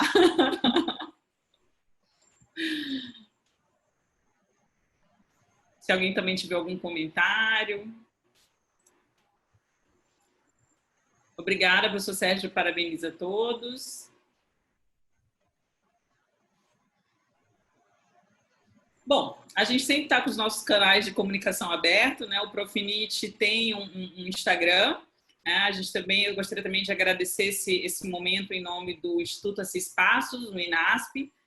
A gente é um instituto que basicamente formado por mestres, doutores, e todos nós temos aí o objetivo de fazer isso que o Leandro estava falando, né? De democratizar o acesso à educação, a gente falar em ciência, tecnologia, direito, como é que esses instrumentos todos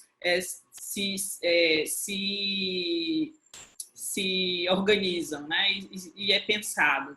Então, o INASP ele tem o intuito de promover esse tipo de evento, então sintam-se à vontade também para entrar em contato com o INASP. A gente está começando a fazer então esses eventos, estamos apoiando essas iniciativas, estamos abertos, estamos nos colocando então à disposição de toda a comunidade para fazer parcerias de cursos, de palestras, de webinar e de promover então essa interação. E o professor Sérgio, então, faz uma pergunta, porque a gente também faz essa propaganda assim para conseguir dar tempo das pessoas escreverem. Uma vez uma aluna falou assim para mim, mas professora, às vezes a gente está ali na aula, quer fazer uma pergunta e não dá tempo de escrever e vocês já estão encerrando, né? Então, às vezes a gente faz esse finalzinho para conseguir que as pessoas escrevam, né? Então, o professor Sérgio pergunta, quais os principais entraves para o avanço da inovação no Maranhão? Alguém gostaria de responder?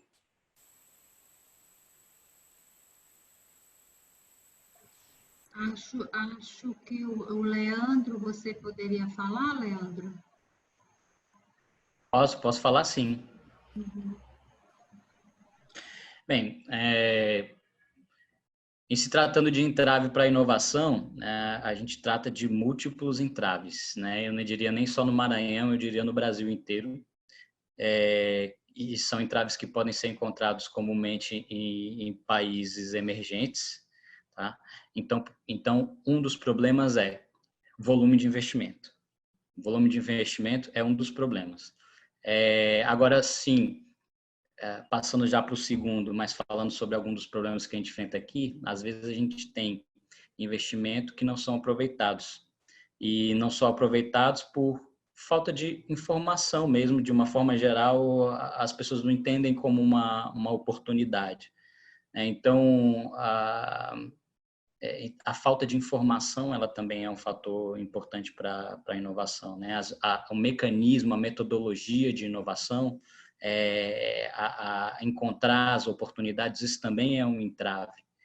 Um outro entrave também não existe uma articulação ampla, desenvolvida e sólida entre o setor produtivo e a academia.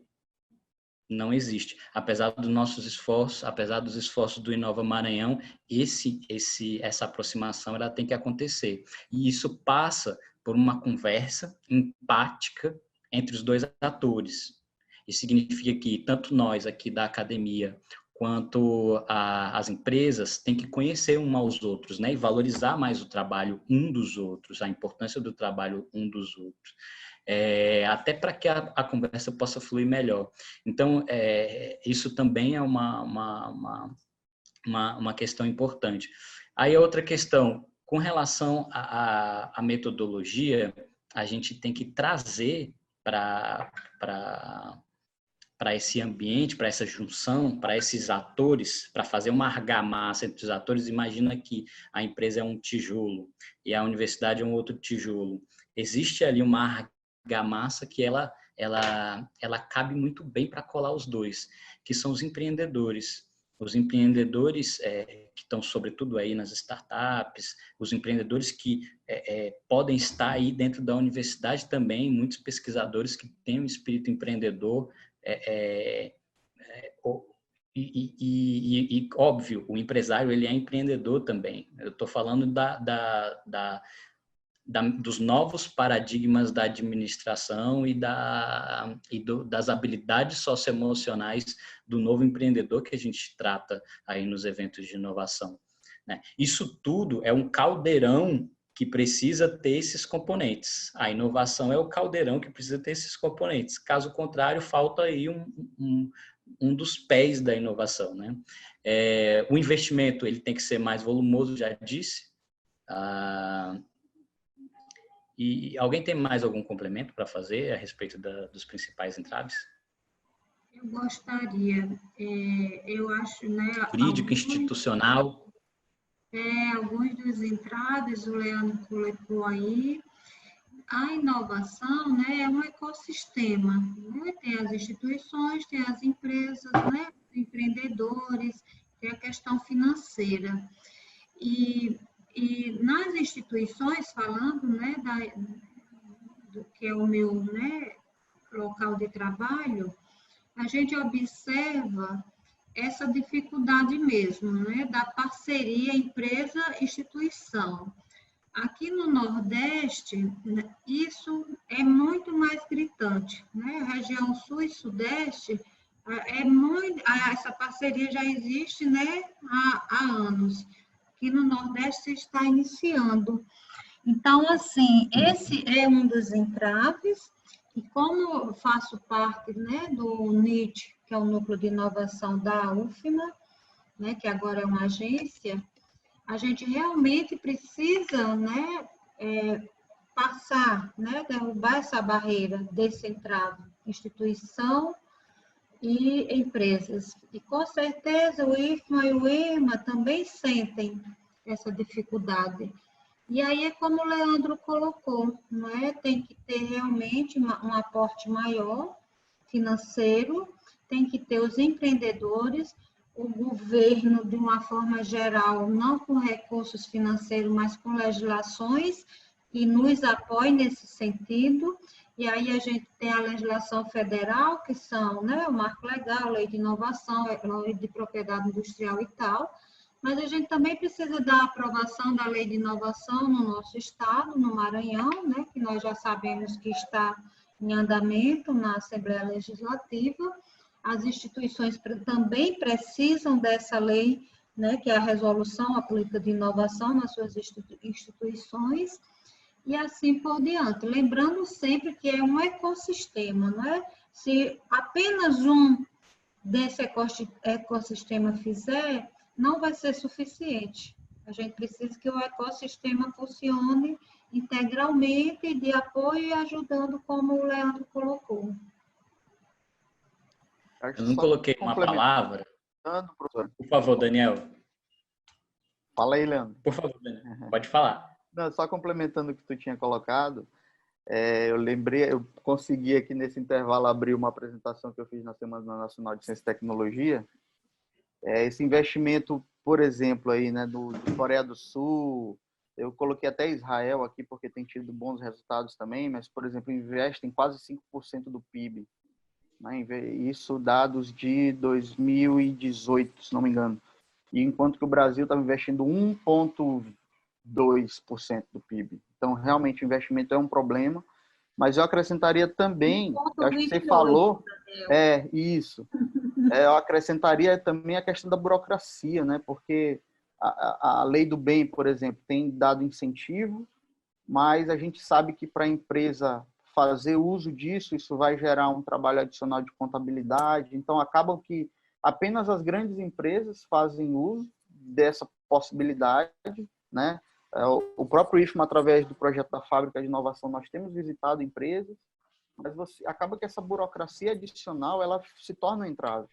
A empresa tem interesse, às vezes, de fazer essa parceria, mas isso vai gerar um entrave burocrático muito grande, mesmo tendo legislação me colocando essa possibilidade. Então, eu acho que a burocracia, respondendo a pergunta aí do professor Sérgio, a alta burocracia é um problema também, né, de entraves. E em contrapartida, no Maranhão, eu acho que, assim, tem um levantamento, nesse mesmo levantamento aqui, de 2015 para cá, o setor de tecnologia, por exemplo, que está ligado a essa inovação, né, é apenas uma vertente, mas está ligado, ele cresceu quase 469%, né, dados do Ministério do Trabalho. Então, assim, essas ações como Centelha, o edital, o próprio programa do Inova Maranhão, acho que tem contribuído para isso também, para esse aumento. E eu acho que esse aumento de investimento ele vai trazer, olhando para fora, como o Leandro colocou, olhando para fora, esse aumento de investimento vai possibilitar esse aumento de avanço da inovação do nosso estado. Eu acho que um fator importante também, que eu não falei com a palavra correta, citei alguns elementos, mas não falei com a palavra correta diretamente, é a cultura da inovação. A cultura da inovação é extremamente central nessa discussão. Até para a gente trazer algumas considerações a respeito da cultura, ela é responsável, inclusive, por atração de investimento privado. Quando o privado ele enxerga potencial dentro de uma determinada iniciativa, ele coloca dinheiro lá. A gente tem exemplo de startups que recentemente receberam aportes de fundo de venture capital aqui, demonstrando ali o potencial, dá para fazer uma atração de investimento privado também. Por que que isso acontece menos aqui do que em outros lugares do país? Porque a gente também tem essa defasagem na cultura de inovação, que recentemente tem avançado bastante, mas ainda precisamos melhorar, difundi-la. Ela ainda está confinada a algumas franjas excludentes. Então, a gente precisa democratizar mesmo, tanto a cultura da inovação, quanto mesmo o uso das tecnologias emergentes. E a cultura da inovação, ela não é só assistir um vídeo ou ir a uma palestra, ela é praticar algumas ferramentas, ela é você pegar o design thinking, entender o que é isso, do que se trata a ferramenta e aplicar isso. Quando da geração de uma solução, né, ou do planejamento de uma geração de solução. E isso é só uma das coisas que devem ser feitas dentro do âmbito da cultura da inovação. A cooperação é algo muito importante, trabalho em conjunto, que é uma coisa que está em ascendência agora com a Covid, né? Faz parte da cultura da inovação também. Na verdade, é elemento imprescindível para a inovação, essa cooperação entre atores diversos e multidisciplinares. Então, existem alguns elementos da cultura que a gente tem que praticar mais, a gente, sociedade mesmo. Estou falando aqui de setor privado, precisa disso, o setor privado precisa fazer isso. O setor de ciência, tecnologia e inovação também precisa fazer isso. E os outros atores também. Dentro das escolas, a gente tem que ensinar as crianças a fazerem isso desde cedo, porque daí elas saem para a empresa ou elas saem para a universidade já com isso na cabeça, com esse comportamento já sólido, repisado, praticando isso. Então, isso é o tipo de coisa que a gente... apesar de ter falado por último, eu acho que é algo que a gente tem que falar 1, 2, 3, 4 vezes e falar demais disso. Em todas as daqui para frente, quando a gente for fazer webinar ou palestra, a gente tem que repisar a importância desse elemento, que é a cultura da inovação. Bom, acho que temos muitas coisas para pensar numa sexta-feira à noite. Eu gostaria muito de agradecer, né, se ninguém mais tem nenhuma consideração a fazer, de agradecer, então, novamente a professora Glória pela iniciativa. Né? Na verdade, essa é a primeira de muitas. Já deixo aqui o convite para segunda-feira, às 18 horas, nós teremos um encontro no Zoom também. A gente vai fazer toda a divulgação, mas será um evento sobre marcas, né? Então, a gente vai conversar, vai trazer um especialista em marcas do INPI, vamos conversar com alguém da área de marketing, também vamos conversar com um empresário, que em breve vocês saberão quem são. Vamos divulgar, então, a partir de hoje, esse evento que será na segunda. E, em sequência, teremos ainda um outro evento sobre marco legal. E, bom, a gente espera que a gente só esteja começando, na verdade. Nós estamos abrindo um canal, esses eventos específicos são em homenagem ao Dia Internacional da Propriedade Intelectual, mas é mais uma sementinha para a cultura da inovação, a cultura da propriedade intelectual, e da importância de todos esses temas no âmbito, principalmente do desenvolvimento do Maranhão. Então, professora Glória, gostaria de dar algumas palavras de encerramento. Só agradecer mesmo, e agradecer a você, Heloísa, né, porque realmente foi uma moderação excelente. Você também está de parabéns. O Leandro, viu, Leandro, muito obrigada por sua, né, contribuição, o professor Vasconcelos e o professor Daniel, e aos demais presentes. Então, muito obrigada aos presentes, boa noite, bom fim de semana e até segunda. Espero vocês. Beijo. Boa semana. Tchau. Tchau, tchau. Boa noite. Boa noite. Boa noite. Boa noite.